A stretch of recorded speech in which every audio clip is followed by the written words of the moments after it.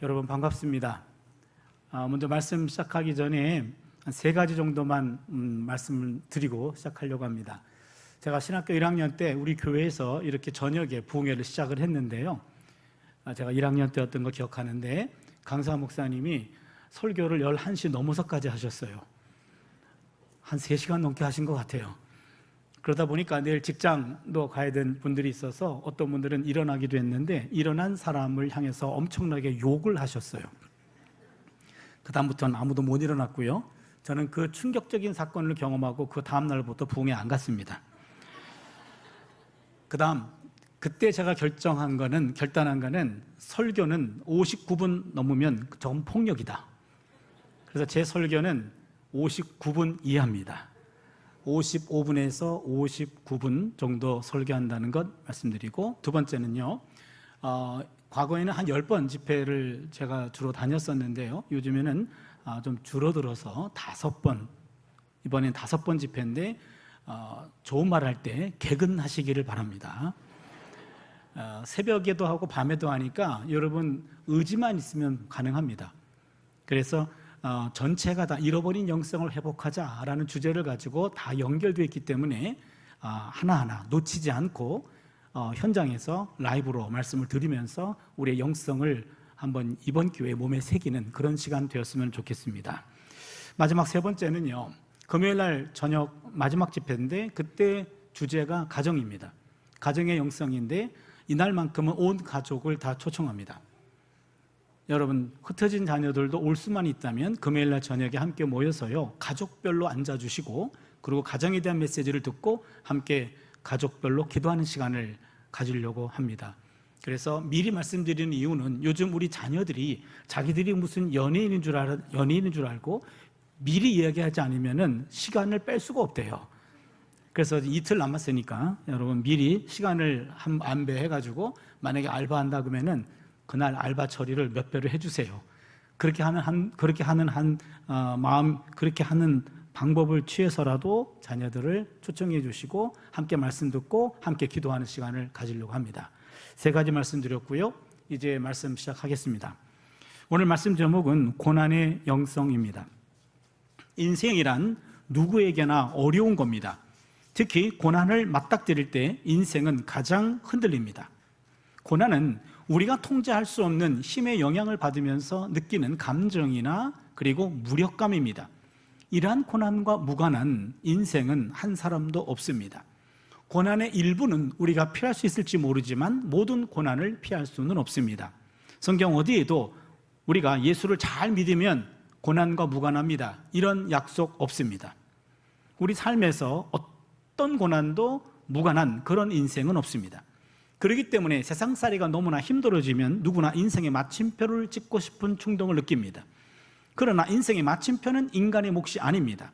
생명이라는 한자어를 한번 생각해 보세요. 살생자에다가 명령할 명자입니다. 생명의 주관자께서 생명을 맡기면서 우리에게 주신 말씀이에요. 생명, 살아라고 명령받은 겁니다. 살아라고 명령받은 것이 생명입니다. 그러기에 생명 주신 그분이 다시 찾아갈 때까지 고이 간직해야 될 의무만 있는 것, 그것이 바로 생명입니다. 제 제자 중에 30대 초반 되는 남자 전도사가 있었습니다. 부모님은 목회자였습니다. 시골에서 조그만 교회를 섬기는 목회자였고 혼자 모든 생활을 책임져야 되고 학비까지 책임져야 되는 그렇게 어려운 생활을 하고 있었고요. 교회에서 사역도 하고 있었는데 5년 이상 깊은 우울증에 빠져서 약을 복용하면서 근근히 버텨가던 그런 청년 전도사였습니다. 근데 어느 날 안타깝게도 교회에서 또 오해를 받아서 사역제를 내려놔야 되는 그런 상황까지 몰리게 되었습니다. 어느 날 새벽 이 친구가 저에게 전화를 줬어요. 그 늦은 시간, 밤 늦은 시간이죠. 새벽에 가까운 시간인데 그때 전화 온 건 보통 전화가 아니겠죠. 야, 어떤 일이냐? 그랬더니 그 친구 하는 말이 저에 대한 소식을 선생님께서 매스컴을 통해 듣게 될까 봐 그건 제자의 도리가 아닌 것 같아서 선생님에게 마지막 인사드리려고 전화했습니다. 그 말이 무슨 말인지 서로 잘 알아요. 마지막으로 전화를 한 건데 그래도 마지막으로 너가 뭔가를 얘기를 해줘야 되는데 모태신앙인이고 그리고 부모님이 목회자고 신학적으로 성경적으로 이미 모든 것들이 정리가 된 친구예요. 어떤 이야기도 해줄 말이 없었습니다. 그러나 어쩌면 마지막일지도 모르기 때문에 무거운 마음으로 성경 한 구절을 제가 읽어줬습니다. 에스겔에 보면은요, 에스겔이 예루살렘이 포위당했을 때, 예루살렘 멸망을 앞두고 있을 때였습니다. 예루살렘을 향해서 이렇게 말한 적이 있습니다. 에스겔 16장 6절입니다. 너는 피투성이라도 살아있으라. 너는 피투성이라도 살아있으라. 이걸 제가 2번 읽었습니다. 아무 말도 하지 않았습니다. 제가 끊지 않으면 전화를 끊지 못할 것 같아서 제가 무거운 마음으로 전화를 끊었고, 나중에 그 친구도 전화를 끊었겠죠. 그 이후로 잠을 이루지를 못했습니다. 그 친구는 지금도 살아서 역사하고 있습니다. 나중에 연락이 왔어요. 제가 평생을 성경을 읽었는데 너는 피투성이라도 살아있으라 라는 말씀이 성경에 있다는 것을 처음 알았답니다. 너는 피투성이라도 살아만 있으라, 이 말씀 하나가 한 청년, 한 전도사의 목숨을 건진 겁니다. 그렇다면 인생에 마침표를 찍고 싶은 충동 느낄 때가 종종 있습니다. 이때 어떻게 해야 되나요? 마침표는 우리 것이 아니라 그랬죠. 조금 힘을 주면 쉼표가 됩니다. 쉼표를 찍습니다. 이건 우리 것 맞습니다. 수많은 물음표를 던집니다. 하나님 어떻게 이러실 수 있습니까? 어떻게 나한테, 어떻게 우리 교회에, 어떻게 우리 가정에 이럴 수 있습니까? 라고 물음표를 던지다 보면 하나님 쪽에서 느낌표로 화답할 날이 올 줄로 믿습니다. 우리에게 주어진 것은 쉼표와 물음표고, 하나님이 쥐고 계신 것은 마침표와 느낌표입니다.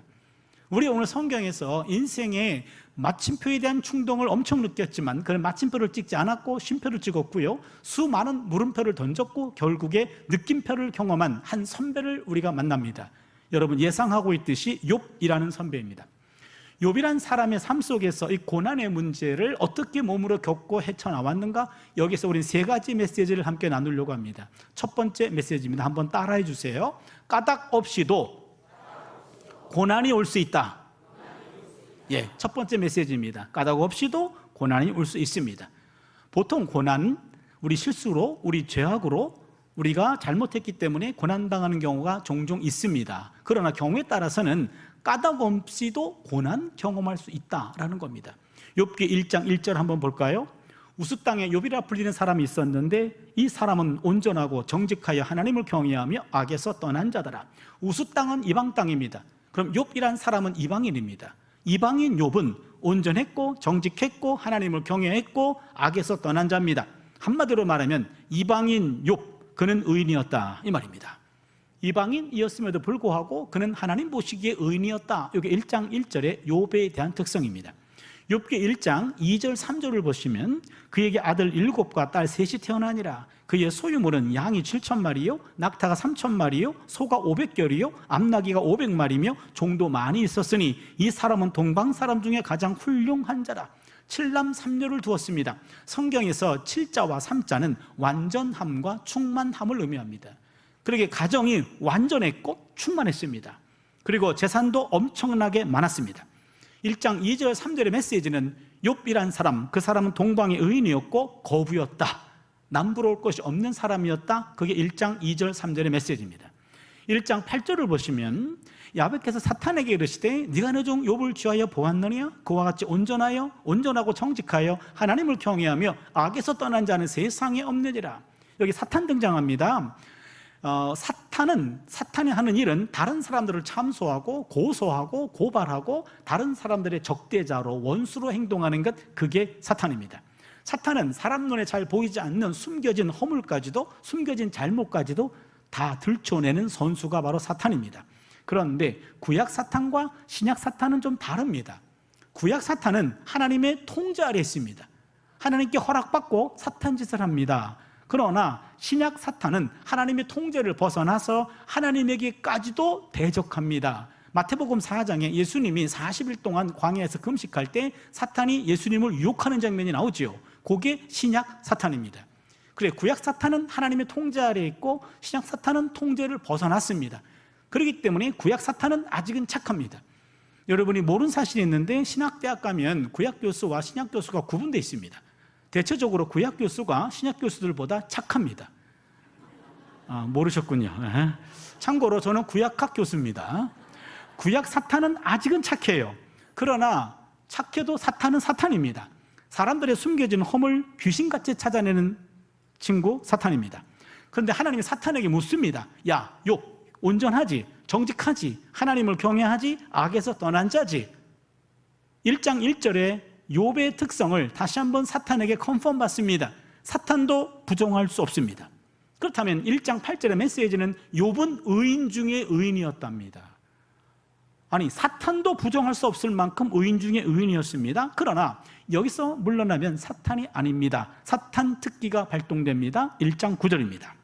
사탄이 야훼께 대답하여 이르되 욥이 어찌 까닭 없이 하나님을 경외하리까? 여러분, 종이 성경 가지고 오셨으면 까닭 없이라는 말을 좀 언더라인 해주세요. 이 까닭 없이라는 말이 키워드가 됩니다. 사탄 말합니다. 욥 의인인 걸 인정합니다. 그러나 욥이 까닭 없이 하나님을 경외할까요? 그렇게 말합니다. 사람이란 까닭 없이, 대가 없이 무조건적으로 하나님을 경외하는 존재는 아니라는 겁니다. 욥도 사람이기 때문에 이러한 범죄에서 벗어나지 않는다는 거지요. 그런데 여러분, 여기서 한 가지 짚고 넘어갈 것이 있습니다. 우리 하나님은 우리를 까닭 없이, 대가 없이, 조건 없이 우리를 사랑하신다는 사실 믿습니까? 예, 맞잖아요. 아무런 까닭 없이, 아무런 대가 없이, 아무런 조건 없이 하나님은 우리를 사랑하십니다. 그렇다면 우리도 하나님을 까닭 없이, 대가 없이, 조건 없이 경외해야 하는 것 아닙니까? 하나님이 아무런 까닭 없이, 아무런 대가 없이, 아무런 조건 없이 우리를 품어주신다면 우리도 하나님 품 안에서 까닭 없이, 대가 없이, 조건 없이 하나님을 경외하는 것, 이것이 정상적인 관계가 아닐까요? 그런데 말이에요, 인간은 하나님의 품 안에 있으면서도 이 순간 하나님 품 안을 내가 머무는 것과 잠시 떠나는 것, 어느 것이 되게 유익한가, 이거 계산할 때 가끔 있잖아요. 이 점을 사탄이 파고 들어간 겁니다. 인간의 얄팍한 계산, 그것을 사탄은 알고 있었고, 그러게 인간들은 하나같이 계산적이기 때문에 하나님의 무조건적인 사랑에 대해서 무조건적으로 경외하지 않고 그것을 계산하는 것이 인간이거든요 라고 사탄의 인간성을 푹 찔른 겁니다. 그래, 그럼 어떤 이유로 나를 경외하니? 사탄에게 묻습니다. 욥기 1장 10절입니다. 주께서 그와 그의 집과 그의 모든 소유물을 울타리로 두르심 때문에 아니니까? 주께서 그의 손으로 하는 바를 복되게 하사 그의 소유물이 땅이 넘치게 하셨음이니이다. 여러분, 종이 성경 가지고 오셨으면 그 동그라미, 집 동그라미, 소유물 동그라미 해주세요. 그 동그라미, 집 동그라미, 소유물 동그라미. 무슨 말이냐면 하나님이 욥을 이렇게 울타리로 보호하고 계시잖아요. 하나님이 욥의 집도 울타리 보호하고 계시잖아요. 하나님의 욥의 모든 소유물도 울타리로 보호하고 계시잖아요. 이건 사탄의 말입니다. 그러나 틀린 말이 아닙니다. 하나님이 욥을 애워싸고 계시고, 욥 덕분에 욥의 재산, 욥의 집도 울타리로 보호하시고 욥의 소유물도 울타리로 보호하고 계시잖아요. 이게 하나님의 삼중 울타리입니다. 틀린 말이 아닙니다. 하나님 앞에 바로 서면 하나님이 그 사람을 울타리로 보호하신 줄로 믿습니다. 그 사람 덕분에 그 사람의 재산, 가정도 울타리 보호를 받아요. 그 사람의 소유물도 울타리 보호를 받습니다. 이게 하나님의 삼중 울타리입니다. 그래, 내가 욥 삼중으로 보호하고 있었다. 그게 어때서? 하나님, 그게 어때서가 아니라 그 울타리 때문에 욥이 하나님을 경외한 것 한 번도 의심해 본 적이 없습니까? 만약에 하나님이 그 울타리를 거두신다면, 맨 마지막에 재산의 울타리와 그 다음에 가정의 울타리와 욥의 울타리를 거두신다면 욥도 하나님에 대한 경건을 거둘 겁니다 라고 도발했습니다. 하나님은 그 도발을 받아들이십니다. 욥을 의심해서가 아니라 욥을 믿었기 때문에, 내가 욥이란 사람을 품는 것은 조건 없이 품었듯이 욥도 조건 없이 하나님의 품 안에 있는 것이 건강한 영성인 것을 입증해 줄 것을 믿었기 때문에 그것을 허락하신 겁니다. 드디어 바깥쪽 울타리부터 거둬지기 시작합니다. 욥기 1장 15절입니다. 스밧 사람이 갑자기 이르러 그것들을 빼앗고 칼로 종들을 죽였나이다. 스밧 사람은 남아라비아 사람입니다. 남아라비아 사람이 갑자기 그것들을 빼앗았대요. 그것은 14절을 보면 소떼와 나귀들을 말합니다. 소떼와 나귀들을 뺏었답니다. 소떼와 나귀가 한두 마리가 아니지요. 아까 3절에 봤지요. 욥의 소는 500결입니다. 1000마리입니다. 욥의 나귀는 500마리입니다. 엄청나게 많은 재산을 이 남아라비아 사람들이 도적대로 돌변해가지고 욥의 재산을 다 뺏어갔습니다. 거기서 끝나지 않습니다. 욥기 1장 16절입니다. 그까지 말하는 동안에 또 한 사람이 와서 아뢰되 하나님의 불이 하늘에서 떨어져서 양과 종들을 살라버렸나이다. 여기 보면 하나님의 불이 떨어졌습니다. 하나님이 보낼 불이라기보다는 하늘로부터 떨어진 불벼락이에요. 요즘 말로 하면 번개입니다. 갑자기 벼락이 떨어졌습니다. 벼락이 떨어졌는데 욥의 양들을 살라버렸답니다. 여기 하늘의 불, 하늘로부터 떨어진 벼락이라고 하는 것은요, 이스라엘은 서쪽 지중해에서 구름을 몰고 오고 거기서 비가 내립니다. 그러기에 서쪽에서 오는 벼락, 불벼락을 맞았고 거기에서 욥이 양들이 다 불살라서 없어지게 되었는데 욥의 양이 7,000마리예요. 그러니까 7,000마리가 불벼락이 떨어졌는데 하필이면 욥의 양떼 불이 붙었고 욥의 양떼 7,000마리가 한순간에 다 타 죽었단 말입니다. 거기서 끝나지 않습니다. 1장 17절입니다. 그까지 말하는 동안에 또 한 사람이 와서 아뢰되 갈대아 사람이 세 무리를 지어 갑자기 낙타에게 달려들어 그것을 빼앗으며 칼로 종들을 죽였나이다. 갈대아 사람은 북쪽 사람입니다. 북쪽에서 온 상인들입니다. 이 착한 상인들이 욥의 마지막 재산입니다. 낙타 3,000마리를 빼앗아갔습니다. 세 배로 걸친 재앙 때문에 평생 모았던 재산을 다 날리게 되었습니다. 거기서 끝나지 않아요. 이제 두 번째 울타리가 거둬집니다. 욥의 지배 울타리지요. 욥기 1장 18절 19절입니다. 그까지 말하는 동안에 또 한 사람이 와서 아뢰되 주인의 자녀들이 그들의 맏아들의 집에서 음식을 먹으며 포도주를 마시는데 거친 들에서 큰 바람이 와서 집 내 모퉁이를 치매 그 청년들 위에 무너지므로 그들이 죽었나이다. 7남 3녀가 맏아들의 집에서 잔치를 벌이고 있었습니다. 그런데 거친 들에서 큰 바람이 불어왔죠. 거친 들은 동쪽 유대 광야와 아라바 광야입니다. 이 아라바 광야에서 태풍이 몰려왔습니다. 지금 이스라엘 지형은요, 서쪽 바람은 지중해에서 불어오는 서풍이죠. 서풍은 비를 몰고 옵니다. 축복의 바람인데 동쪽은 광야예요. 여기서 불어오는 바람은요, 모든 식물들을 말려버립니다. 제거합니다. 이건 심판의 바람입니다. 그런데 동쪽에서 큰 바람이 불어왔습니다. 태풍이었습니다. 욥의 자녀들의 맏아들의 집에서 잔치를 벌이고 있었는데 집 내 기둥을 무너뜨렸습니다. 지붕이 가라앉았습니다. 10명의 자녀가 압살을 당했어요. 두 번째 울타리가 거둬진 결과입니다. 마지막 울타리는 욥의 울타리입니다. 사단은 하나님 허락받고 욥의 울타리가 제거된 상태에서 욥을 쳤습니다. 그게 욥기 2장 7절 8절입니다. 사단이 이에 야훼 앞에서 물러가서 욥을 쳐서 그의 발바닥에서 정수리까지 종기가 나게 한지라 욥이 제 가운데 앉아서 질그릇 조각을 가져다가 몸을 긁고 있더니 마지막 울타리가 욥의 울타리였고 사탄은 욥을 쳤습니다. 욥은 한순간에 재산을 다 잃었고 10명의 자녀를 다 잃게 되었고 건강도 잃었습니다. 모든 걸 다 잃게 되었습니다. 욥의 친구들이 소식을 들었습니다. 욥을 찾아옵니다. 한동안 할 말을 잃었습니다. 잘 나가던 사람이 한순간에 완전히 이상한 사람이 됐어요. 쫄딱 망했습니다. 일주일 동안 한마디 말도 못했습니다. 일주일이 지나가고 난 다음에 욥의 친구들이 4명이 나오는데 그 중에 가장 첫 번째 엘리바스가 연장자입니다. 연장자인 엘리바스가 가장 먼저 말을 꺼내기 시작합니다. 욥기 4장 7절 8절입니다.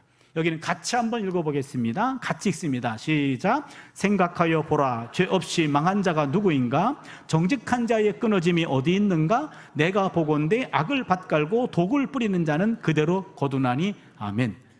여기 보세요. 욥의 친구가 뭐라고 얘기합니까? 여보게 생각해보게. 죄 없이 망한 자가 누구인가? 정직한 자가 끊어지는 것 자네 보았나? 우리가 좀 인생을 살아봐서 알잖아. 악을 밭갈고 독을 뿌린 자가 그대로 거두는 거 아니야? 한마디로 말하면 인과응보를 얘기하고 있죠. 모든 건 다 뿌린 대로 거두는 거 아닌가? 잘 나가던 자네가 한순간에 이렇게 폭망한 것은 자네가 잘못했기 때문에, 죄를 졌기 때문에 벌받은 것 아닐까? 그렇게 얘기한 겁니다. 앞으로 3명의 친구가 더 나와요. 그러나 4명의 친구가 크게 보면 다 비슷한 논리를 갖고 있습니다. 인과응보라는 이야기입니다. 욥은 그 설명을 듣고 화가 났어요. 나도 내가 왜 이렇게 폭망해야 되는지 이유를 알 수가 없는데 적어도 친구들이 한 말은 이해할 수가 없어요. 인간의 지혜를 가지고는 욥의 문제가 해결되지 않습니다. 욥의 문제는 하늘의 지혜를 만나야 돼요. 욥은 하나님께 무릎을 꿇었고 하나님께 대항하며 하나님께 따졌습니다. 드디어 하나님 욥을 만나 주셨습니다. 욥기 42장 맨 마지막입니다. 42장 7절이지요. 욥기를 1장 1절부터 읽기 시작했고 이제 맨 마지막 장 42장을 읽게 되면 욥기를 끝장내는 거죠. 7절을 보시면 야훼께서 욥에게 이 말씀을 하신 후에 야훼께서 대만 사람 엘리바스에게 이르시되 내가 너와 내 두 친구에게 노하나니 이는 너희가 나를 가리켜 말한 것이 내 종 욥의 말같이 옳지 못함이니라. 하나님은 누구 편을 들어주셨죠? 누구 편이죠? 욥. 그러면 제가 질문합니다. 욥의 친구들이 한 말이 틀렸습니까? 왜 말씀이 없으십니까? 욥의 친구들이 한 말이 틀렸습니까? 예? 틀렸어요. 왜 말이 없으세요? 예, 더 질문했다가 내일부터 안 나올 것 같아서 더 이상 질문 안 할게요. 욥의 친구들이 한 말, 뿌린 대로 거둔다, 농작 법칙이잖아요. 그 말 자체는 틀린 말은 아닙니다. 그렇잖아요. 근데 잘못됐대요. 그럼 뭐가 잘못됐나요? 욥의 친구들의 한 말의 내용이 잘못된 것이 아니라 적용에 문제가 있습니다. 모든 것은 뿌린 대로 거둔다, 맞아요. 그러나 그 말이 모든 경우에 맞는 말은 아니란 얘기죠. 욥의 경우에 억지로 적용하고자 한 것이 그게 잘못된 겁니다. 오늘 우리가 읽었던 욥기 2장 3절을 보시면은요, 야훼께서 사탄에게 이르시되 네가 내 종 욥을 쥐하여 보았느냐? 그와 같이 온전하고 정직하여 하나님을 경외하며 악에서 떠난 자가 세상에 없느니라. 네가 나를 충동하여 까닭 없이 그를 치게 하였어도 그가 여전히 자기의 온전함을 굳게 지켰느니라. 욥의 고난은 까닭 없는 고난이었습니다. 우리에게 필요한 것은 정답이 아니라 공감일 때가 더 많습니다. 욥의 친구들이 실패한 것은 공감의 언어를 사용해야 할 그 자리에 자기 나름대로 정답을 들이댔기 때문입니다. 욥의 불행을 아파하면서 7일 밤낮을 함께 앉아 있었을 때 그들은 우정의 사람이었습니다. 그러나 자신들의 신앙과 자신들의 철학과 자신들의 생각을 가지고 욥의 삶에 대해서 이러쿵 저러쿵 말하기 시작했을 때 그들의 말과 행동은 폭력이 되어버리고 말았습니다. 잘 나가던 여자 집사님이 계셨어요. 사업을 하셨던 모양인데요, 그 사업이 부도를 맞았습니다. 길거리에 나앉게 됐어요. 엎친 데 덮친 격으로 집은 연대 보증이 돼 있었어요. 그 바람에 집도 내려놔야만 했습니다. 며칠 내로 집을 내줘야 됩니다. 기가 막혔습니다. 한동안 통곡하고 좌절하고 절망해서 교회를 가지 못할 정도였습니다. 교회에서 신방 와 주셨어요. 그리고 통곡하는 집사님을 위해서 같이 예배를 드려서요, 간신히 통곡을 멈췄어요. 그런데 함께 따라갔던 또 다른 여자 집사님 중에 한 분이 가까스로 울음을 멈춘 그 집사님에게 집사님 혹시 11조 때 먹은 거 없소? 이렇게 물어봤어요. 그 순간부터 그날 신방은 꽝이에요. 물론 그럴 수도 있지만 안 그럴 수도 있는 겁니다. 서둘러 눈물을 닦아주는 것보다는 서로 눈물을 섞는 그런 슬픔의 공명이 오히려 더 힘이 되어줄 때가 있어요. 홀로 울게 하지 않는 교회. 저는 이 용어가 너무 따뜻하게 느껴져요. 홀로 울게 하지는 않겠다. 그 문제를 해결해 주지는 못해도 그래도 혼자 울게 두지는 않겠다. 같이 아파하겠다. 같이 울어주겠다라는 거죠. 어쩌면은 그것만으로도 족할 수도 있어요. 고통받는 분에게 섣불리 충고하려고 하지 않는 것이 좋습니다. 멋진 설교를 하려고 시도하지 마세요. 다만 애정어리고 걱정어린 몸짓으로 당신의 그 고통에 우리가 함께하고 있습니다, 우리가 옆에 있습니다, 그걸 느끼게 해주는 것만으로도 힘이 될 수가 있거든요. 까닭 없이도 얼마든지 고난 올 수 있습니다. 인생을 살다 보면 까닭 없는 고난 앞에 설 때도 있어요. 신비의 고난도 있단 말씀이죠. 인생의 신비 앞에서 더 신중하고 겸손해지는 은혜가 있기를 바랍니다.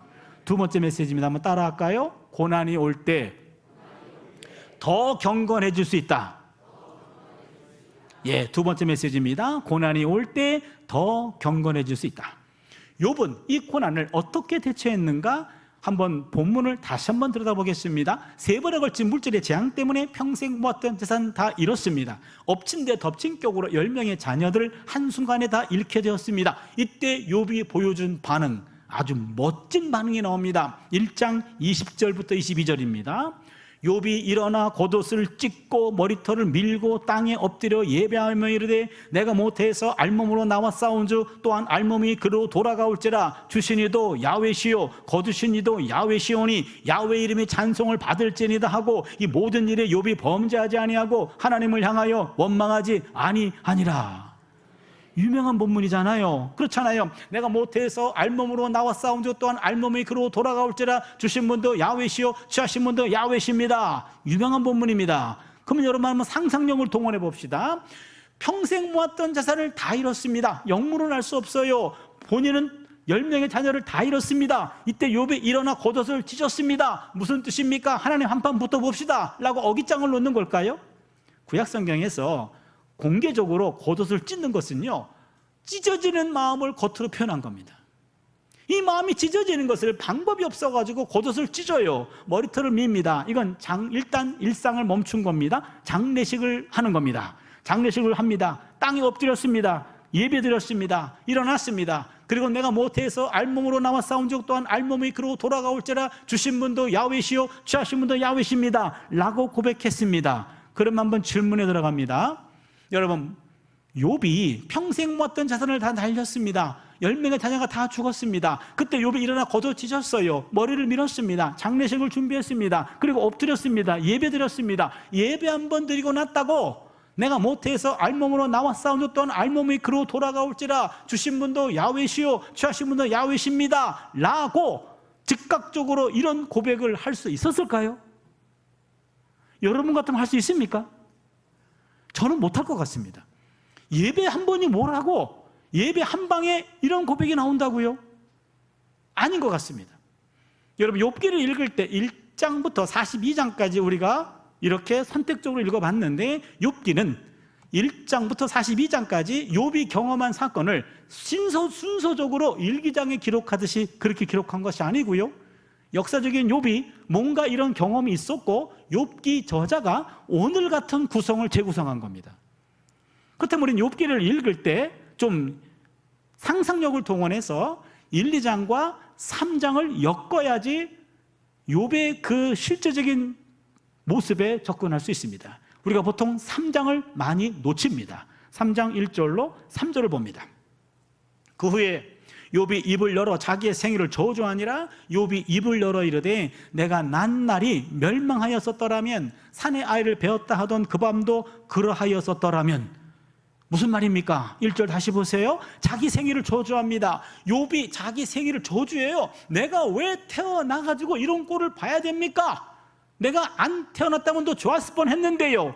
3절을 보니까 내가 난 날이 멸망하였었더라면, 내가 탄생한 날 우리나라가 망하든지 우리 마을이 망하든지 전쟁이 터지든지 그때 내가 죽었다라면 이런 꼴을 보지 않을 텐데, 아니 내가 만들어지 그날 밤 만들지 말든지 왜 나를 만들어지 이런 꼴을 봐야 됩니까? 하면서 3장의 욥은요 거칠게 항의합니다.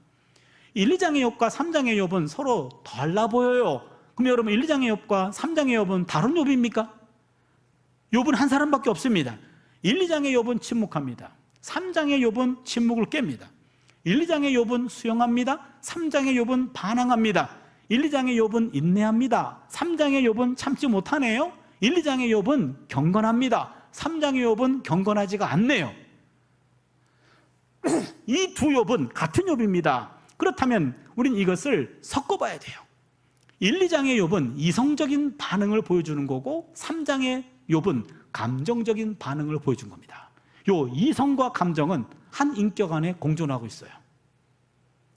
그렇다면 상상력을 동원해 봅니다. 평생 모았던 자산을 다 날렸습니다. 10명의 자녀가 다 죽었습니다. 그때 욥이 보여준 반응이 아마 3장의 반응이었던 것 같아요. 생일을 저주하고 내가 난 날이 멸망했었더라면, 내가 만들어진 그날 밤이 그렇게 망했더라면 내가 태어나지 않았을 텐데 하면서 몸부림치며 하나님께 울부짖으며 하나님께 대들었을 것 같아요. 하나님, 그 돈이 어떤 돈인데 평생 모았던 그 돈을 이 나이에 다 가져가시면 앞으로 내가 어떻게 살아야 됩니까? 하나님, 이게 무슨 짓입니까? 내가 뭘 잘못했습니까? 영문이라도 알아야 될 거 아닙니까? 라고 몸부림치며 많은 시간을 하나님께 대들면서 하나님을 원망하면서 시간을 보냈을 것 같아요.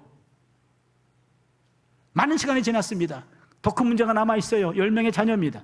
여러분, 자녀는 어떤 의미가 있습니까? 시편 127편 3절을 보면요, 자식들은 야훼의 기업이요 태의 열매는 하나님의 상급이로다. 여러분, 자녀들은 하나님의 기업이에요. 태의 열매는 하나님의 상급이잖아요.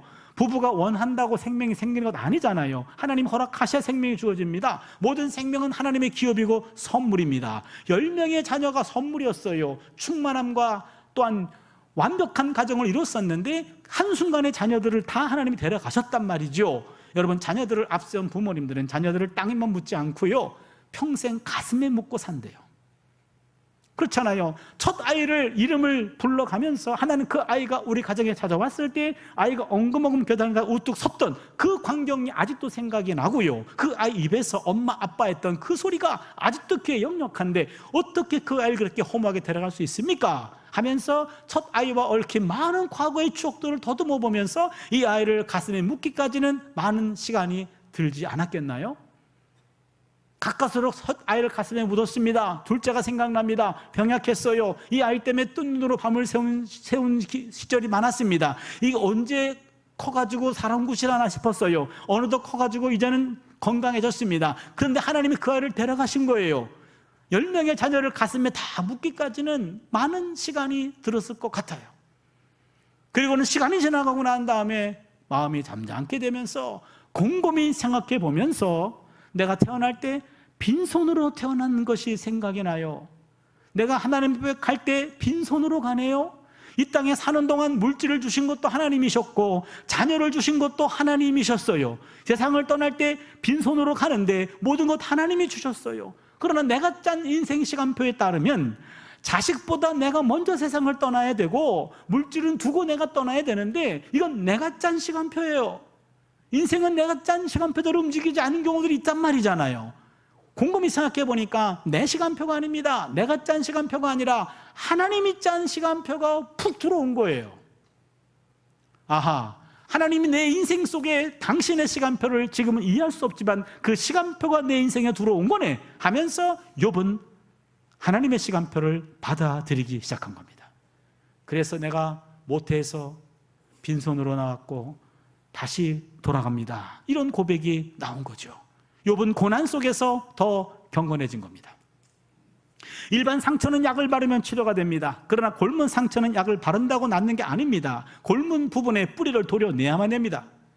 욥의 상처는 보통 약으로 듣지 않았을 겁니다. 내면의 상처 뿌리를 도려내야만 했습니다. 내면의 상처를 밖으로 토해내야만 했습니다. 이런 거칠고 토설하는 기도가 욥기 3장의 자기 저주 기도였어요. 우린 이것을 토설 기도라고 말합니다. 욥기 시편 32편 3절의 개역 한글판 성경입니다. 거기에 이렇게 나옵니다. 내가 토설치 아니할 때에 종일 신음함으로 내 뼈가 쇠하여도다. 여기 토설이란 단어가 나와요. 여러분, 내 안에 이 안에 있는 것들은 어떤 것들은 상처는 토해내야 돼요.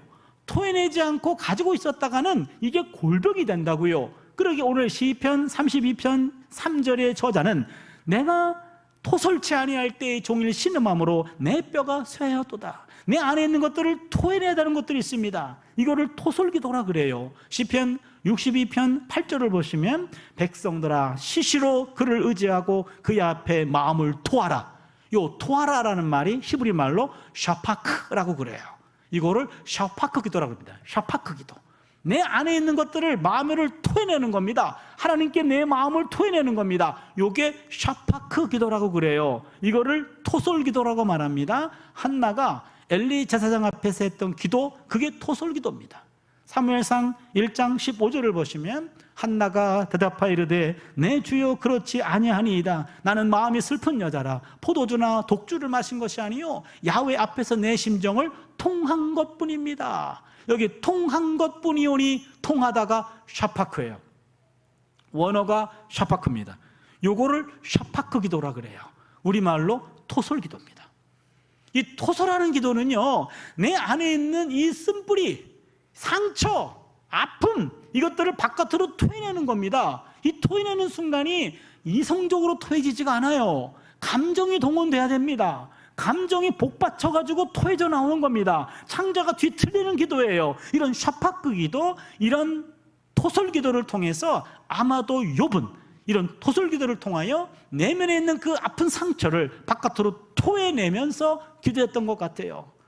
이런 기도에 대해서 엘리 제사장은 부담스러워했고, 하나님께 기도할 때는 술 먹고 오면 안 됩니다 라고 얘기했지만, 한나의 기도는 술 먹은 기도가 아니었잖아요. 그건 부담스러워하는데 하나님은 그런 기도 부담스러워하지 않고 계속 기도하라고 얘기합니다. 예레미야 33장 3절입니다. 너는 내게 부르짖으라. 내가 내게 응답하겠고 내가 알지 못하는 크고 은밀한 일을 내게 보이리라 하면서 하나님은 그런 토설 기도를 하라고 얘기합니다. 상처가 내면에 쌓아두면 나중에 골병이 되고요, 골든 타임을 놓치면 나중에는 토설이 안 돼요. 그게 내 몸 안에 머물러 가지고요 바깥으로 뽑아낼 수가 없단 말이죠. 그 순간이 왔을 때 토설하는 기도를 하라고 하나님은 권면하십니다. 욥은 아마도 이런 토설 기도를 통해서 물질과 자녀의 문제를 가라앉힌 것 같습니다. 엄청난 시험을 이겨낸 거지요. 그때 하나님은 사단에게 너 일로 와봐, 욥 봐봐, 욥 짱이지 그랬을 것 같고요, 사단은 하나님 욥 꽝입니다. 왜? 지 몸 하나 건강해서 그렇습니다. 허락받고 사탄이 욥을 쳤어요. 우리가 알고 있듯이 온몸에 뭐라고 나와있죠? 우리 성경에 종기가 났다 그랬죠. 옛날 성경은 악창이란 단어가 나오는데 악창이란 단어가 더 질병에 가까운 것 같습니다. 온몸에 악창이 났어요. 극심한 피부병입니다. 많은 분들이 한때는 이것을 나병으로 오해했습니다. 근데 여러분, 나병은 기원 후 6세기에 발견돼요. 그러면 신약 성경에서도 나병 없습니다. 한센병 없습니다. 구약은 더더욱 없습니다. 그럼 이것은 한센병이 아닙니다. 나병이 아닙니다. 극심한 피부병입니다. 온몸이 발진이 돼가지고 물러 터져가지고요, 사람들이 보면은 마치 바람에 날려서 내가 전염될까 봐 그냥 침 뱉어서 동네로부터 추방시키는 질병이었습니다. 욥도 그런 꼴을 당합니다. 욥기 30장 10절입니다. 그들이 나를 미워하여 멀리하고 서슴지 않고 내 얼굴에 침을 뱉는도다. 욥은 뼈가 쑤십니다. 고통으로 잠을 이루지 못합니다. 30장 17절입니다. 밤이 되면 내 뼈가 쑤시니 나의 아픔이 쉬지 아니하는구나. 욥의 몸은 죽음이 진행되고 있습니다. 숨은 붙어있지만 장기와 몸은 이미 죽어가고 있습니다. 고통으로 잠도 이룰 수 없습니다. 욥은 말 그대로 산송장이 되었습니다. 이런 광경을 보다 못한 아내가 드디어 극단적인 발언을 쏟아냅니다. 욥기 2장 9절입니다. 그의 아내가 그에게 이르되 당신이 그래도 자기의 온전함을 굳게 지키느냐 하나님을 욕하고 죽으라. 뭐 이런 마누라가 다 있나요? 이것 때문에 욥의 아내가 3대 악처 중에 하나가 되죠. 여러분, 3대 악처 누군지 아십니까? 그 3대 악처가 누군지 모르는 여성은요 4대 악처가 될 확률이 높아요. 사실은 욥의 아내가 악처로 지금 찍혔는데, 그러나 기독교적인 전통은 욥의 아내를 부정적으로 해석하고요, 유대교 전통은 욥의 아내를 긍정적으로 해석합니다. 사실 헬라어 욥기를 보면 이 부분에 욥의 아내가 왜 이런 발언을 했는지 6, 7절이 더 들어가 있어요, 원래 성경에. 그럼 제가 이 6, 7절 말씀을 좀 설명드리면 지금 시간이 6분 정도가 더 들어가서 그럼 설교가 65분이 되기 때문에 약속을 지키려고 생략하겠습니다. 그냥 결론만 알고 계세요. 욥의 아내 나쁜 여인 아님. 욥의 아내 훌륭한 여인이에요. 제 아내가 욥 아내만큼만 해줘도 저는 할렐루야 그럴 겁니다. 그러니까 욥의 아내 나쁜 여인 아니에요. 아무튼 그 발언은 독했습니다. 자기의 온전함을 굳게 지키려냐 하나님을 욕하고 돌아가시오, 이런 얘기입니다. 그러나 이때 욥은 한 번 더 깊어집니다. 여기서 기가 막힌 고백이 나옵니다. 2장 10절입니다. 그가 이르되 그대의 말이 한 어리석은 여자의 말 같도다. 우리가 하나님께 복을 받았은즉 화도 받지 아니하겠느냐 하고 이 모든 일에 욥의 입술로 범죄하지 아니하니라. 이게 또 기가 막힌 고백이에요. 무슨 말입니까? 이보시오, 우리가 하나님께 그동안 복을 받았잖아. 그러면 때로는 화도 받을 수 있는 것 아니야? 이 말이에요. 지금까지 욥과 지금의 욥은 달라요. 어떤 차이가 있냐면, 지금까지 욥은 내게 좋은 것 주시면 할렐루야, 내게 나쁜 것 주시면 놀렐루야 이랬다고요. 내게 좋은 것 주면 아멘, 내게 나쁜 것 주면 노멘 그랬단 말이에요. 기준이 나였다고요. 내게 좋은 것 나쁜 것. 근데 지금 바뀌었습니다. 어떻게 바뀌었습니까? 좋은 것 주신 분도 하나님, 나쁜 것 주신 분도 하나님이에요. 내게 좋고 나쁜 것이 아니라 좋은 것도 하나님, 나쁜 것도 하나님, 하나님 중심으로 인생을 다시 보기 시작한 거예요. 여러분, 이게 놀라운 고백입니다. 지금까지 욥은 자기를 중심으로 세상을 바라봤습니다. 그러나 여기서 바뀌었습니다. 나 중심이 아니라 하나님 중심으로 인생을 다시 본 거예요. 세상은 나를 중심으로 움직이는 것이 아니고 하나님의 뜻대로 움직인다고 하는 것을 받아들이기 시작한 겁니다. 하나님의 복뿐만 아니라 하나님의 화도 소화할 준비가 된 겁니다. 나에게 주어진 운명을 도피하지 않습니다. 그대로 수용합니다. 모든 것은 그 스스로 의미를 갖고 있다라고 깨달은 거예요. 모든 것은 알고 보면 다 뜻이 있을 거예요. 의미가 있을 거예요 하고 받아들인 겁니다. 그렇기 때문에 인생은요, 때로는 고통을 감수하고 참아내고 버텨야 할 때도 있는 거예요. 인생에 조금 풍파가 왔다고 하나님을 원망한다면 지극히 계산적이고 까닭 있는 신앙이 아닐까요? 제가 독일에서 유학을 할 때요, 유학 거의 끝 무렵에 우리 딸을 낳습니다. 큰 딸을 낳죠. 물론 뭐 제가 낳은 게 아니라 아내가 낳았어요. 낳고 한 3개월 있다가 학위를 마쳤고요, 제가 귀국을 했습니다. 귀국하고 요 녀석이 한 3살쯤 됐어요. 그때 내가 남현교회 담임 목회를 할 때였습니다. 이 녀석이 막 어느 날 기침을 마구 하길래 우리는 첫째 딸이었는데 그 정도 기침은 스스로 이겨내야 돼. 앞으로 인생이 얼마나 험악한데 스스로 이기도록 내버려 뒀어요. 근데 일주일 동안 기침을 하는데 점점 기침이 잦아지는 게 아니라 기침이 깊어져요. 우리가 들어도 이건 뭔가 이상해. 그래서 일주일 만에 애를 병원을 데려갔더니 폐렴이 됐어요. 그러니까 애를 강하게 키운 것이 아니라 병을 강하게 키웠어요. 그 바람에 병원에 입원해야 된대요. 독일 병원은요, 가족 중에 하나가 병원에 입원하면 간호사가 24시간 케어하기 때문에 보호자들은 병원에 있으면 안 돼요. 근데 우리나라는 가족 중에 한 사람 병원에 입원하면 또 다른 가족 중에 한 사람이 직업을 바꾸더만요. 같이 들어가요. 그 바람에 딸 아이하고 그 딸 엄마가 같이 병원에 들어갔어요. 일주일 동안 병원 살림이 시작됐습니다. 월요일날 들어간 것 같은데요, 이제는 링거를 꽂고 시작한 모양이에요. 그런데 요 녀석이 엄마 뱃속에 있을 때였어요. 첫 아이를 갖게 되면서 한 두 달 이상을 굉장히 입덧이 심했던 것 같아요. 거의 음식을 섭취를 못했고 막 노란 물이 나올 때까지 계속 토하고, 아내가 학교 갔다가 길거리에 쓰러져가지고 업혀오기도 하고 이래서요, 애 낳다가 아내 잡는 줄 알았어요. 그런데 그 일정한 기간이 지나가고 난 다음에 사람이 확 바뀌잖아요. 그래서 뭔가 원하는 메뉴를 채워주지 아니하면 남편도 먹어치울 기세잖아요. 그때 확 바뀌더니 찾는 메뉴가 많았는데 그때 특별히 찾던 메뉴가 보신탕하고 순대였어요. 독일에 없어요. 그러니까 없는 메뉴만 찾았기 때문에 겉으로는 미안한 척했지만 속은 편했거든요. 어차피 못 구하는 거니까요. 그런데 이 산모가 원하는 메뉴가 충분히 공급되지 않아서 그런지 애가 2.5인가? 그 정도밖에 안 돼요. 조그만 녀석이 하나 태어났어요. 근데 이 녀석이 자기가 원하는 메뉴가 공급되지 않아서 그런지 입이 짧아요. 반찬 투정이 심해요. 병원에 입원했더니 더 심해요. 병원밥 맛 없잖아요. 맛없어서 안 먹어. 그랬더니 야, 병원밥은 약사만 먹어야 돼. 약은 링거로 꼽았잖아요. 그랬더니 입으로 집어넣어. 이러고 엄마랑 실랑이를 벌입니다. 매 끼니마다 실랑이를 벌여요. 일주일 동안 참았던 모양이에요. 토요일날 저녁에 퇴원수속 하는데 일주일을 참았는데 토요일 아침 식사 시간 8시쯤에 먹어 안 먹는다. 그날은 좀 투정이 심했던 모양이에요. 막 실랑이를 몸으로 하다가 링거 맞은 손을 들었다 놨다 하다가 링거 맞은 손에 피가 역류한 모양이에요. 피가 역류하자 그 아이 엄마도 피가 역류한 모양이에요. 식사를 중지하고 드디어 참았던 화가 터진 모양이에요. 그래서 화장실로 끌고 갔대요. 링거를 꼽은 상태로 끌고 가가지고 문을 잠가버렸고 왼손으로 입을 틀어막고 오른손으로 엄청나게 팼댑니다. 일주일 동안 참은 게 터진 거예요. 시급했더니 이제는 속이 쑥 가라앉더래요. 그래서 손바닥도 아프더래요. 본인이 문제가 해결됐어.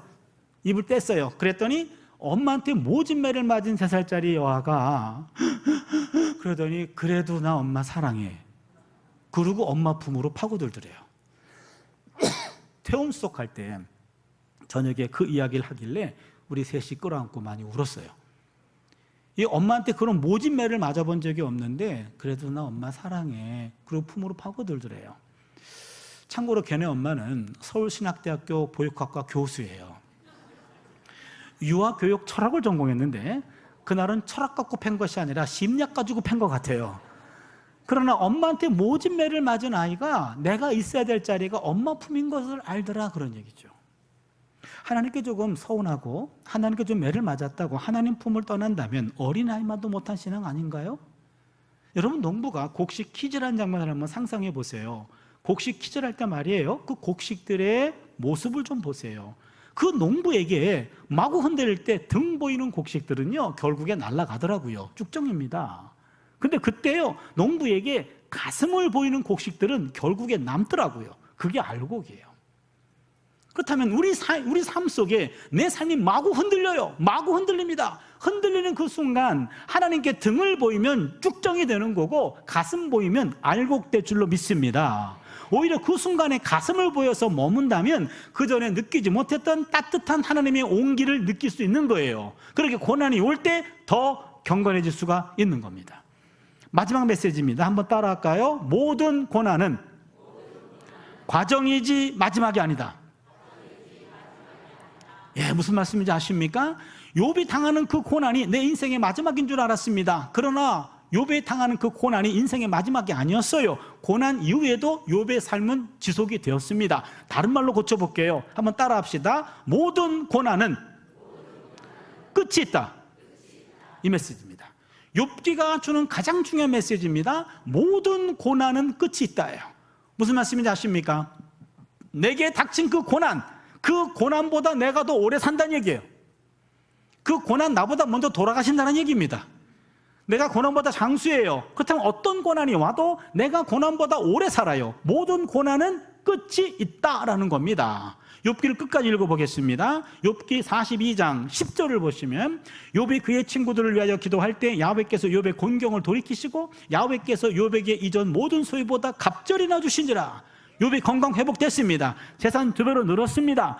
12절을 보세요. 야훼께서 욥의 말년에 욥에게 처보다 더 복을 주시니 그가 양 14,000과 낙타 6,000과 소 1,000결이와 암낙이 1,000을 두었고 1장 2절 3절에 원래 있었던 재산 딱 2배입니다. 다시 하나님이 10명의 자녀를 다시 주셨습니다. 13절입니다. 또 아들 7과 딸 3을 두었으며 물론 죽었던 7남 3녀가 다시 부활한 건 아니에요. 그 상처는, 아픔은 평생 안고 삽니다. 평생 안고 살지만 하나님이 그나마 위로하려고 또 다른 7남 3녀를 주셨어요. 욥이 사는 동안 욥의 고난은 완전히 물러갔습니다. 욥기 맨 마지막 절입니다. 17절입니다. 16, 17절 그 후에 욥이 140년을 살며 아들과 손자 4대를 보았고 욥이 늙어 나이가 차서 죽었더라. 욥은 천수를 누리면서 죽었더라. 그렇다면 욥기가 우리에게 주는 메시지는 욥의 고난은 까닭없는 고난이었지만 고난으로 끝나지 않았다. 모든 고난은 결국에 끝이 있다. 고난보다 욥이 오래 살았다. 이게 중요한 메시지입니다. 여러분, 고통의 터널과 절망의 동굴이란 용어 들어보셨죠? 고통의 터널, 절망의 동굴. 지금 터널과 동굴은 둘 다 입구는 캄캄합니다. 그러나 동굴은 들어가면 들어갈수록 출구가 없습니다. 그러기에 절망의 동굴입니다. 그러나 터널은 끝까지 가다 보면 터널의 끝을 만나요. 그러기에 고통의 터널이에요. 우리 앞에 서 있는 그 어두움은 절망의 동굴이 아니라 고통의 터널일 뿐이에요. 하나님은 우리를 동굴 앞에 세워놓지 않고 터널 앞에 세울 뿐입니다. 그러나 앞이 캄캄할 때 이게 동굴인지 터널인지 분간이 안 돼요. 두려운 나머지 한 걸음도 앞으로 가지 못합니다. 보통 때 하나님은 우리 우편에서 당신의 왼손으로 우리 오른손을 잡고 함께 갑니다. 그러나 앞이 너무 캄캄해가지고 두려울 때 하나님은 우리 앞장서십니다. 그리고 우리를 바라보십니다. 당신의 오른손으로 우리 오른손을 잡아요. 그리고 터널 안쪽으로 우리를 이끄십니다. 여러분, 앞이 캄캄할 때 눈에 보이지 않는 하나님의 오른손을 믿음으로 붙잡을 수 있기를 바랍니다. 동시에 하나님의 말씀도 붙잡아야 됩니다. 예레미야 애가 3장 33절입니다. 주께서 인생으로 고생하게 하시며 근심하게 하심은 본심이 아니시로다. 이 말씀 묵상하는 겁니다. 주께서 인생으로 고생하게 하시며 근심하게 하심은 본심이 아니에요. 내가 고생하는 것, 내가 근심하는 것 하나님 본심이 아니란 말이에요. 이 말씀을 묵상합니다. 암송합니다. 또 한 말씀을 잡습니다. 지금 7년 8년째인 것 같아요. 전 세계 기독교인들이 가장 좋아하는 말씀으로 1, 2 하는 구절이 있습니다. 그게 예레미야 29장 11절입니다. 야훼의 말씀이니라. 너희를 향한 나의 생각을 내가 아나니 평안이요 재앙이 아니니라. 너희에게 미래와 희망을 주는 것이니라. 이게 하나님 아버지의 본심이에요. 야훼의 말씀이니라. 너희를 향한 나의 생각을 내가 아나니 평안이요 재앙이 아니거든. 너희에게 미래와 희망을 주는 것이니라. 보이지 않는 하나님의 오른손을 붙잡고 두 말씀을 붙잡고 뚜벅뚜벅 터널을 지나가는 겁니다. 모든 터널은 끝이 있잖아요. 근데 여러분, 중요한 것은 끝까지 걸어간 사람에게 끝이 있는 거예요. 그렇잖아요. 여러분, 터널을 걷다가 중단하면 그곳 곧바로 동굴로 변하는 겁니다. 멈춰서는 안 돼요. 끝까지 가다 보면 터널의 끝을 만나게 될 줄로 믿습니다. 따라서 신앙인들은 절망의 상황에서도 절망의 구름이 걷히는 희망을 앞당겨 보는 사람들입니다. 설교 초반부에 잘 나가던 여자 집사님이 부도를 만나서 길거리에 남게 됐다 그랬죠. 벌써 잊으셨나요? 그 정도는 기억하시죠? 예, 그분이 제 어머니예요. 제가 고등학교 2학년 때 그런 일을 당했어요. 이남 이녀 중에 제가 장남인데요, 라면으로 끼니를 이으면서 몇 주 이내로 집을 내줘야 돼요. 그러면 갈 때도 마땅치 않고 엎친 데 덮친 격으로 또 공납금을 내는 시기가 있었어요. 우리는 학교 갔다가 4분기, 분기별로 공납금을 내는데 공납금을 때에 맞춰서 내지 못하면 수업 도중에 담임 선생님 들어오셔가지고 아무개 공납금 못 냈니? 네. 아무개 너도 못 냈니? 네. 아무개 너도 못 냈니? 네. 그럼 보따리 싸야지. 예. 가방 보따리 싸가서 쫓겨났어요. 아마 요즘에 이렇게 했다간 SNS에 올라갈 거예요. 인권위원회 회부가 가능하죠. 우리 때는 그런 인권이 없었어요. 당연히 공납금 못 냈으면 쫓겨나는 거죠. 수업 도중에 쫓겨났어요. 집에 일찍 들어갔습니다. 들어갔더니 교회에서 신방을 와주셔서 원래 정식으로 예배를 드리려고 했는데 저희 어머니가 너무 우시니까 그 여전도사님이 제 어머니를 안아주시고 기도만 해주시고 가시던 참이었어요. 근데 제가 들어간 거예요. 그 전도사님은 저한테 준아, 저분은 꼭 저한테 준아 그러셨어요. 제 이름이 준인데 그 전도사님은 준아 그래요. 준아, 넌 이 집의 장남이니까 하나님이 너의 집에 주신 말씀이 있어. 그 말씀을 너한테 줄 테니까 힘들 때마다 이 말씀 보잡고 기도해 하면서 주신 말씀이 로마서 8장 18절이었어요. 생각하건대 현재의 고난은 장차 우리에게 나타날 영광과 비교할 수 없도다. 저는 이 말씀을 그때 처음 들었어요. 그리고 이 말씀을 받았는데 일단 집에 와서 우리 공납금 얘기를 해야 되는데 매일 밤 아버지 어머니 싸우셔요. 당신이 잘못해서 당신도 잘한 게 뭐가 있어? 라고 매일 밤 싸워요. 그러면 싸움 말리다가 너무 짜증이 나요. 공납금에 공짜도 못 끝냈어요. 그럼 어떡하면 좋습니까? 집에 있어봤자 전쟁터예요. 집에 있기가 싫어요. 집을 뛰쳐나갑니다. 근데 우리 때는요, 또 통금 시간이 있었어요. 밤 12시 되면 무조건 집으로 기어 들어가야 돼요. 아니면 경찰서 가야 돼요. 그럼 집구석은 들어가기 싫으니까 갈 데가 교회밖에 없었어요. 교회 맨 저 뒷구석에 앉아가지고요, 깜깜한 본당에 하나님 앞에 기도해요. 하나님, 고등학교는 마치게 해주세요. 하나님, 고등학교는 마치게 해주세요. 근데 그런 기도하는데 시간이 너무나 많이 남았어요. 새벽 4시까지는 교회에 있어야 돼. 그러면은 고등학교 가지고 어떻게 4시간을 버티나요? 그래서 줬다는 말씀, 생각하건대 현재의 고난은 장차 우리에게 나타날 영광과 비교할 수 없다. 이 말씀을 계속 읽었어요. 암송합니다. 계속 말합니다. 10번이고 100번이고 계속 말해요. 그런데 캄캄한 본당 안에 미래 영광이 보일 리가 없죠. 제 풀에 꺾여서 자요. 실컷 자다 보면은요, 찬송 소리에 깨요. 나도 모르는 사이에 내가 새벽기도 참석 중이에요. 그러면은 자세를 가다듬고 앉아요. 같이 예배를 드립니다. 예배 다 끝나면은요, 또 불을 끄더라고요. 마저 기도하고 알아서 가래요.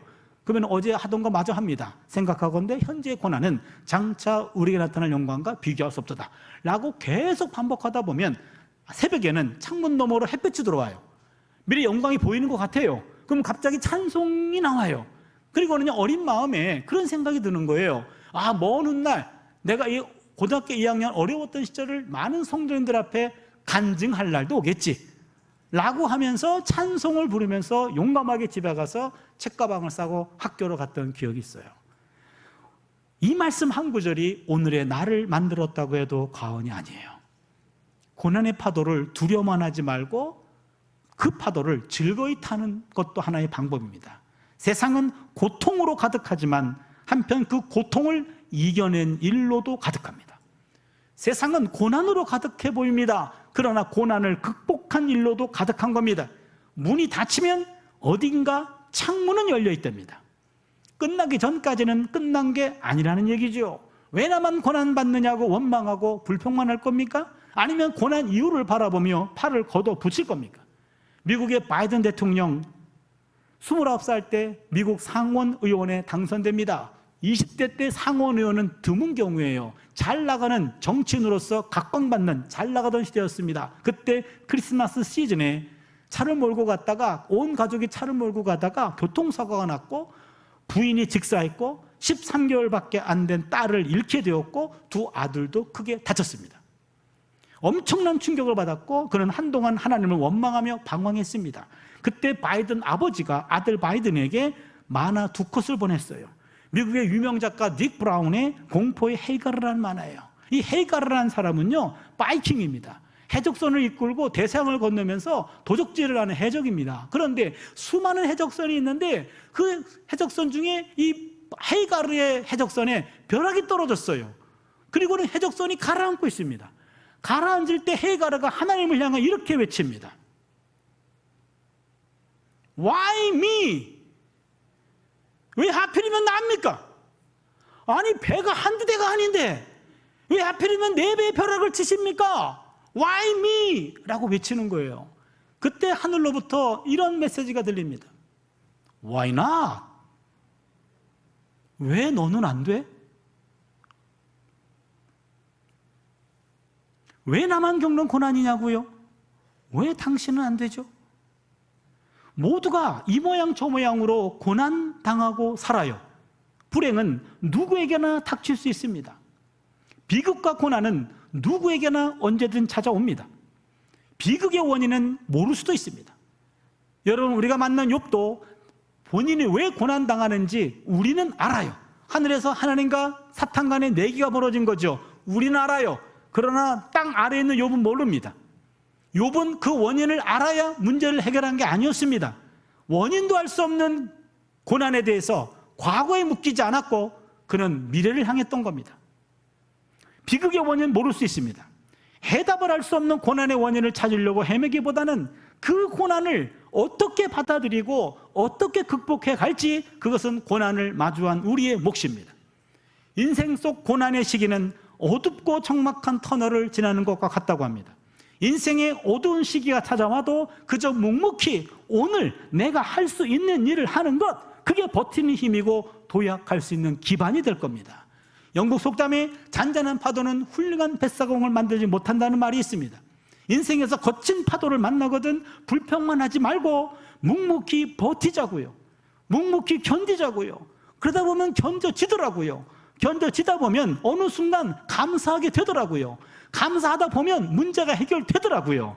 그 과정을 거치고 나면 우리는 반드시 더 훌륭하고 강한 사람이 될 것입니다. 여러분 고난과 무관한 인생 없습니다. 실수로 인한 고난이건 까닭없는 고난이건 고난과 더불어 살아가는 게 우리 인생입니다. 오히려 그 고난 속에서 우리는 더 단단해질 수가 있는 거지요. 여러분 욥의 하나님 우리 하나님이십니다.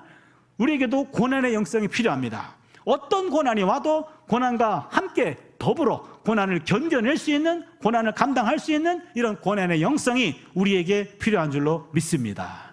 우리 함께 찬양하면서 하나님께 나아가겠습니다.